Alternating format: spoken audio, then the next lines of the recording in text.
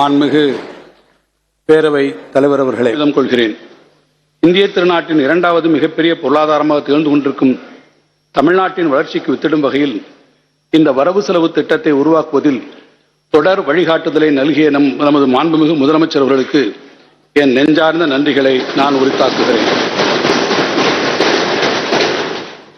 காலத்தை வென்ற என் திருவள்ளுவரின் குரலை இம்மாமன்றத்தில் பதிவு செய்து என் உரையை தொடங்குகிறேன்.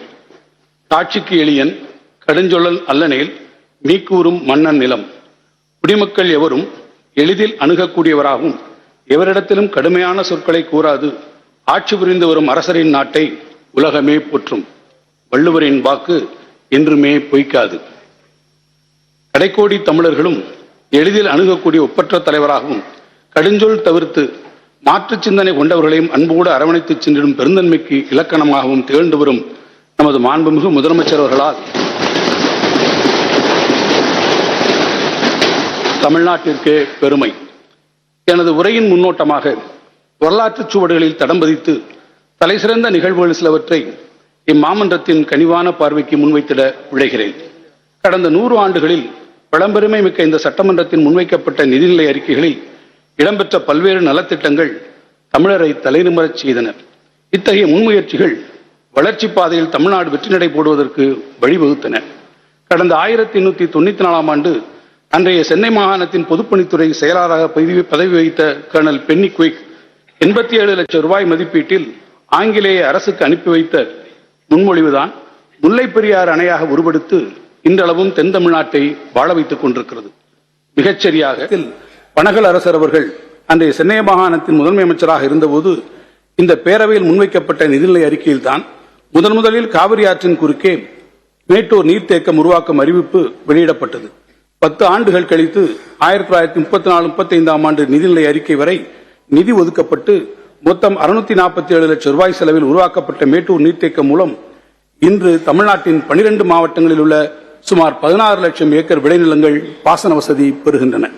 இந்தியாவிலேயே முதன்முறையாக சென்னை மாகாணத்தில் தான் 1939-40 ஆண்டு நிதிநிலை அறிக்கையில் அறிமுகப்படுத்தப்பட்ட 1% பொது விற்பனை வரி மூலமாக முதலாம் ஆண்டில் 439 லட்சம் ரூபாய் வரி வருவாய் திரட்டப்பட்டது. முதலில் 1921 ஆண்டு சென்னை மாநகராட்சி மன்ற தலைவராக பதவி வைத்த சர் பிட்டி தியாகராயர் அவர்களால் ஒரு மாணவருக்கு ஒரு நாளைக்கு ஓரணா செலவில் சென்னை 1000 விளக்கு பள்ளியில் அறிமுகப்படுத்தப்பட்ட மதிய உணவு திட்டம் பிற்காலத்தில் பெருந்தலைவர் காமராஜரால் தமிழ்நாடெங்கும் விரிவுபடுத்திட ஒரு மாணவருக்கு ஓராண்டிற்கு 18 ரூபாய்க்கு மிகாமல் மொத்தம் 10 லட்சம் ரூபாய் 1957-58 ஆண்டு வரவு செலவு திட்டத்தில் நிதி ஒதுக்கீடு செய்யப்பட்டது. ஏழை எளிய மக்களின் கண்ணியமான வாழ்வை உறுதி செய்திட முத்தமிழறிஞர் கலைஞரால் 1970 ஆண்டு தொடங்கப்பட்ட குடிசை மாற்று வாரியத்திற்கு 1971-72 ஆண்டு வரவு செலவு திட்டத்தில் 4 கோடி ரூபாய் ஒதுக்கீடு செய்யப்பட்டது. மக்கள் திலகம் எம்ஜிஆர் அவர்களால் அறிமுகப்படுத்தப்பட்டு பின்னாளில் நாடு முழுவதும் விரிவுபடுத்தப்பட்ட சத்துணவு திட்டத்திற்கு 1982-83 ஆண்டு வரவு செலவு திட்டத்தில் 100 கோடி ரூபாய் நிதி ஒதுக்கப்பட்டது. வேளாண்குடி மக்களின் வாழ்வில் ஒளியேற்றும் விதமாக முத்தமிழறிஞர் கலைஞரால் 1990 ஆண்டில் முதலில் அறிவிக்கப்பட்ட விவசாயிகளுக்கான இலவச மின்சார திட்டத்திற்கு முதலாம் ஆண்டில் 550 கோடி ரூபாய் மானிய தொகை ஒதுக்கப்பட்டது. 2001-2 ஆண்டு நிதிநிலை அறிக்கையில் மேல்நிலை கல்வி பயிலும் ஆதி திராவிடர் பழங்குடியின பெண் குழந்தைகளின் கல்வி வளர்ச்சியை உயர்த்தும் நோக்கோடு 20 கோடி ரூபாய் நிதி ஒதுக்கீட்டுடன் அறிமுகப்படுத்தப்பட்ட மிதிவண்டிகள் வழங்கும் திட்டத்தின் வாயிலாக அம்மாணவியரின் வாழ்வு சிறகடித்து பறக்க தொடங்கியது. ஏழை எளிய குடும்பங்களின் உணவு பாதுகாப்பை உறுதி செய்து நாட்டையே திரும்பி பார்க்க வைத்த 1 ரூபாய் விலையில் 1 கிலோ அரிசி திட்டத்தை முத்தமிழறிஞர் கலைஞர் அறிமுகப்படுத்தி 2009-10 ஆண்டு நிதிநிலை அறிக்கையில் 2800 கோடி ரூபாய் மானிய தொகையை ஒதுக்கினார்.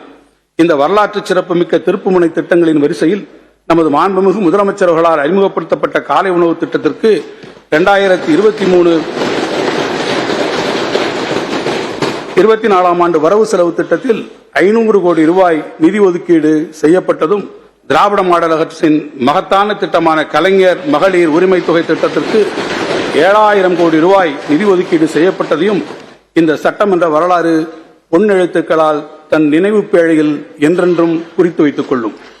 காலத்தை வென்று நிலைத்து நிற்கும் இதுபோன்ற மக்கள் நல திட்டங்களால் தான் தமிழ்நாடு வளர்ச்சி பாதையில் கம்பீரமாக பயணித்து வருகிறது.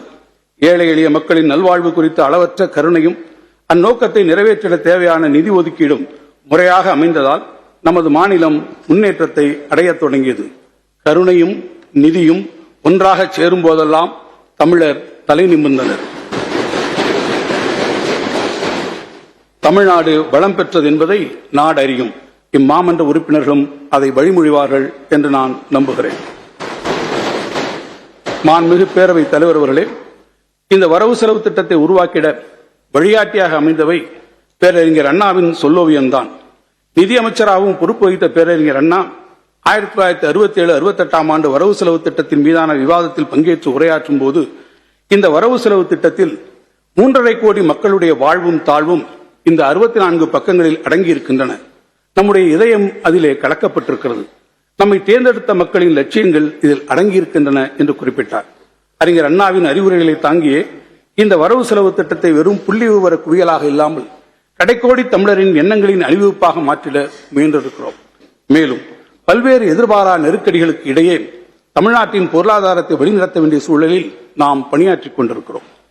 ஆழிசூழ் தமிழ்நில பரப்பிற்குள் அழையா விருந்தினர் போல் அவ்வப்போது வருகை புரிந்து இன்னல்கள் பல கொடுத்திடும் இயற்கை பேரிடர்கள் ஒருபுறம், கூட்டாட்சி தத்துவத்தை அடியோடு மறந்து மாற்றாந்தாய் மனப்பான்மையுடன் நடந்து கொள்ளும் ஒன்றிய அரசு மறுபுறம்.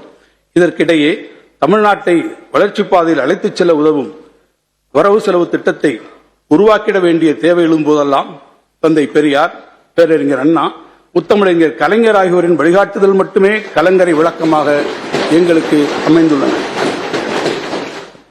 மாண்புமிகு பேரவைத் தலைவர் அவர்களே, அறநெறி முதற்றே அரசின் கொற்றம் என செயல்பட்டு வரும் நமது மாண்புமிகு முதலமைச்சர் தலைமையிலான இந்த அரசுக்கென ஒரு மாபெரும் தமிழ் கனவு உண்டு. வானவில்லின் வண்ணங்களைப் போன்று 7 முதன்மையான நோக்கங்களை அடிப்படையாக கொண்ட தமிழ் கனவு அது. 1. சமூக நீதி. 2. கடைக்கோடி தமிழர் நலன். 3. உலகை வெல்லும் இளைய தமிழகம். 4. அறிவுசார் பொருளாதாரம். 5. மகளிர் நலன் காக்கும் சமத்துவ பாதை. 6. பசுமை வழி பயணம். 7. தமிழ் தாய் தமிழும் தமிழர் பண்பாடும். இந்த 7 இலக்குகளை முன்வைத்தே இந்த வரவு செலவு திட்டம் அமையப்பட்டிருக்கிறது. தமிழர்களின் ஒற்றுமை, அரசியல் நேர்மை, குடிமக்கள் உரிமை, வணிகச் சிறப்பு, சமய நல்லிணக்கம், பசிப்பினி ஒழிப்பு மற்றும் பெண்ணியம் உள்ளிட்ட சமூக சிந்தனைகள், பண்பாட்டு மரபுகள் ஆகியவற்றை எடுத்துரைக்கும் தமிழின் இரட்டை காப்பியங்களான சிலப்பதிகாரம், மணிமேகலை ஆகியவை 25 இந்திய மற்றும் உலக மொழிகளுக்கு சென்றடையும் வகையில் அவற்றை மொழிபெயர்க்க 2 கோடி ரூபாய் ஒதுக்கீடு செய்யப்படும்.